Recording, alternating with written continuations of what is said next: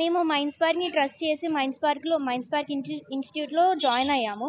Join అయినాక వాళ్ళు exam పెడతాను అని చెప్పి ల్యాగ్ చేసుకుంటూ వచ్చారు.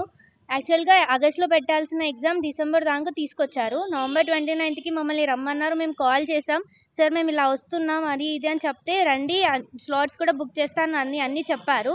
చెప్పి నైటే ఫోన్ స్విచ్ ఆఫ్ చేసుకొని పరారి. ఆల్మోస్ట్ 80 to 100 మెంబర్స్ కట్టారు. ఒక్కొక్కరు 1 lakh to 2 lakhs దాకా కట్టారు. చాలా మందిమే ట్రస్ట్ చేసి వచ్చాము. ఇక్కడ కంపెనీకి వచ్చినాక సీఈఓకి నాకేం సంబంధం లేదు అది ఇది అని మాట్లాడారు. కానీ సీఈఓ కూడా ఇన్వాల్వ్ అయ్యాడు అనేసి మాకు ఈ కంపెనీ నుంచి వెళ్ళాక ప్రూఫ్స్ అన్నీ వచ్చాయి.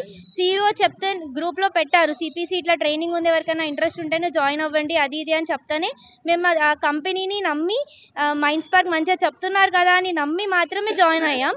కానీ సీఈఓ కూడా మొన్న వచ్చినప్పుడు ఒక మాట చెప్పాడు, మళ్ళీ మా ప్రూఫ్స్ అన్ని దొరికినాక అందులో వేరే ఉంది.